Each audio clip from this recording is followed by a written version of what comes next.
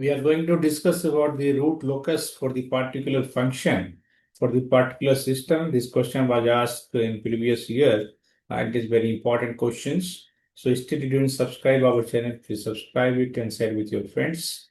So let's see what is the root locus and important of the root locus. Okay. And here already we have separate lecture where you have seen the basics about how to plot the root locus, as well as some examples are already available. So to obtain this root locus, first of all, we need to obtain the poles and zeros. So here we have to see the characteristics function. So here h, it is given g of s into h of s. So here we are going to consider the unity feedback system. So automatic h of s is going to be equal to 1 also. So that is going to become g of s here. So this is the denominator polynomial is the characteristic equation. So that is s square plus 4s plus 20 equal to 0. So now this, like for the quadratic equation, we have ax square plus bx plus c equal to 0. For that, root is x equal to minus b plus minus root under b square minus 4ac upon 2a.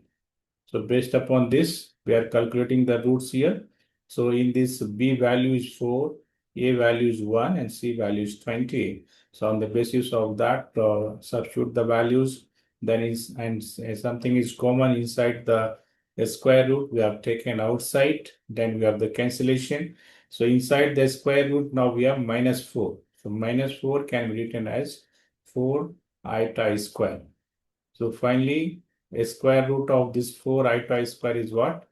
2i. So like this, we are obtained here 2 j or 2i.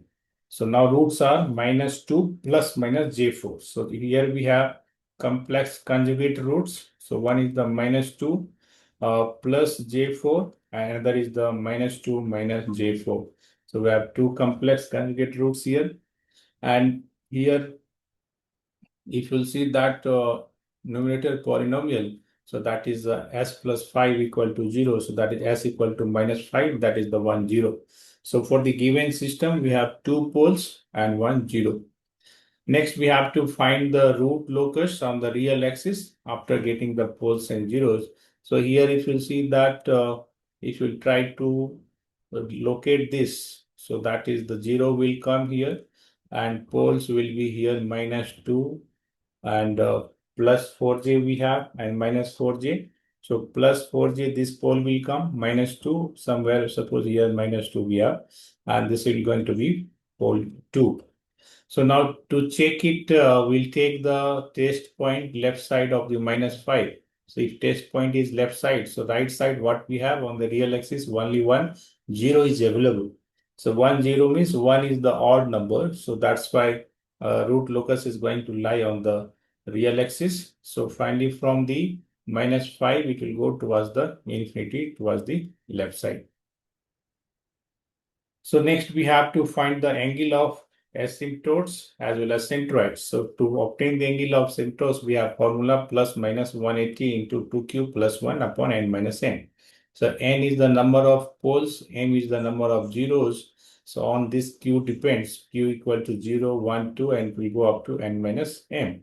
So here n value is what first? 2, and pole is 2 and 0 is 1. So n, that is 2 minus 1, that is going to be 1. That's why q is 0 and 1, 2 values are only possible here. So when q equal to 0, the angles are plus minus 180 degree.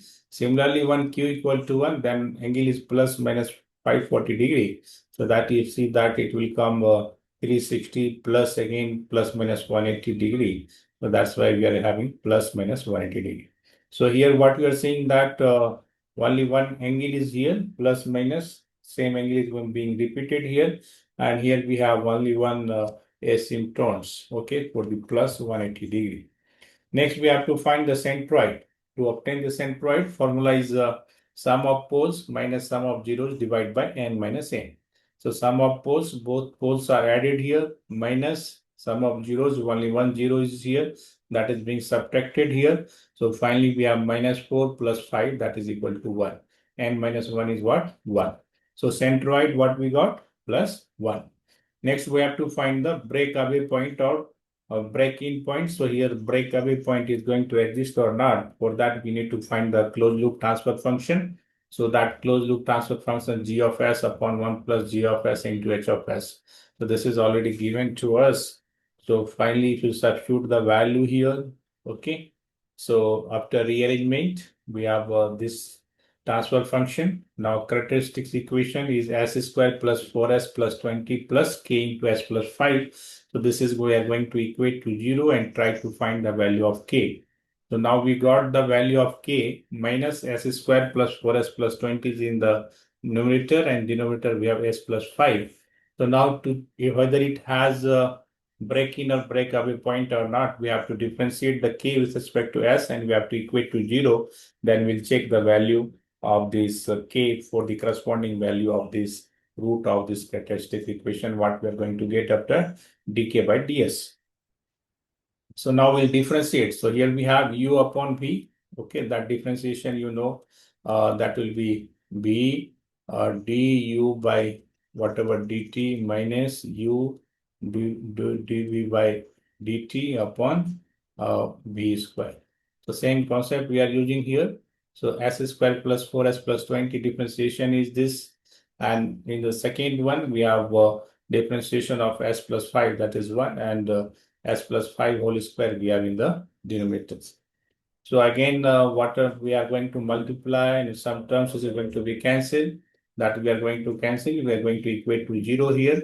So finally, we are going to get 2s s square minus s square plus 10s. So after that, again, we have s into s plus 10. So from here, we are getting the two roots for this. One is s equal to 0, another is s equal to minus 10. Now, this value we are going to substitute in the expression where we have k equal to in this, and we are going to check the value. Now, when we are substituting s equal to 0, so for that we are getting minus 4, k is minus 4, and when we substitute s equal to minus 10, we are going to get the k 16. So to obtain the break-in or breakaway point, it is the rule that k should be positive and real. So for s equal to 0, k is not positive and real. So if your breakaway point is not possible. Whereas in second situation, for s equal to minus 10, k value is positive and real, that is 16. That's why here breakaway point is possible for s equal to minus 10. So next, we have to find the angle of the departure. Okay.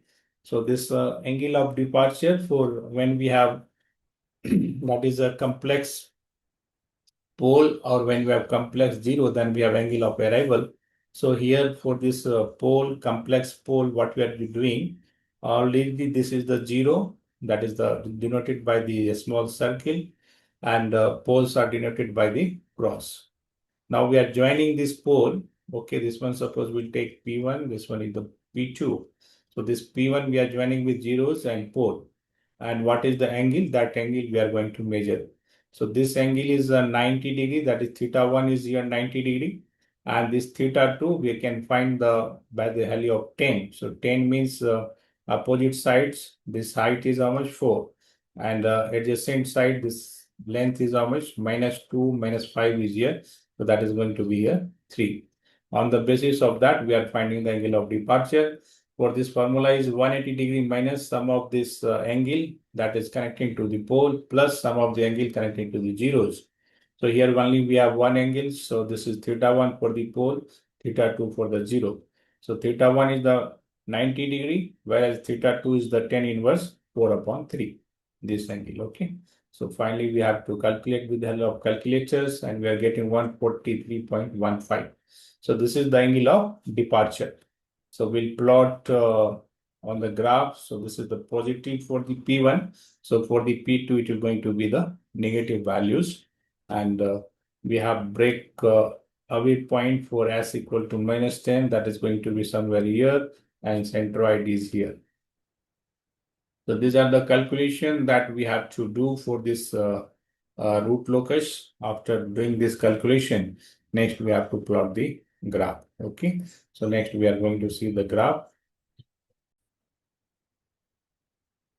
Now here we have root locus for that. So So finally, x-axis, y-axis, and different measurements and unit we have taken. That is a scale here, okay, for this graph. So now what are the points we have obtained? So first we are going to represent the 0. So 0 what we got as equal to -5. Poles what we got?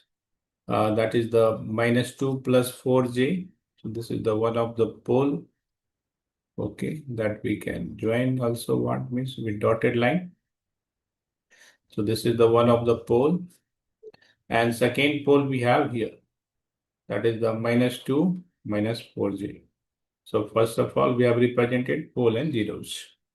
Next, we have centroid. So this +1 is the centroid.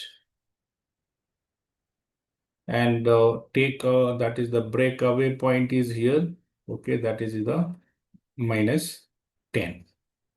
And here we got that angle of departure and asymptotes. So for the asymptotes, we have plus 180 degrees. So that will start at centroid. Okay. And it will go here left side. So finally, we can have centroid for that one. So that asymptotes will start from this centroid and it will go this side. Now, important thing is the angle. So, how much angle we got here? Angle of departure. So, that angle of departure we need to plot first. Okay. So, that angle of departure here for this pole 1 we need to obtain. So, we have protector. With the help of protector, you can go for this. So, maybe it will plot, will have one arc like this, and there you'll get the value approx like this. So this is going to be the angle how much? We have approx 143.15. So we want means we can take approx 143 also. So for pole 1, it is the positive. So for pole 2, it is going to be the negative value. Okay. So this angle is going to be here minus 143.15 degree. So now here if you see that earlier we have seen about the root locus on the real axis. So that root locus on the real axis. So that is going to be from -5 towards the infinity. So that is the initial. Okay. So later we'll come to know. Okay. -5 towards the infinity. So we are keeping as 10 only. It is there is the break point. Okay, so we can have now. So this root locus will start one root locus from here and it will go in this way. Starting from here and it will go to breakaway point. Similarly from here, pole 2, it will go here. After that, what will happen? This will come this side. Again, from here it will go along with asymptotes. Okay, up to infinity. So this is this side minus infinity. So like this, we are able to plot this root locus for the given function. So you know that root locus always start with the poles and terminate at the 0 if 0 is available. Otherwise, it will terminate at the infinity. And it will go along with the asymptotes as per different situations. So this is the root locus for the given system, whatever we have. Okay. So any doubt is there, you can write in the comment box. Thank you. Thank you very much.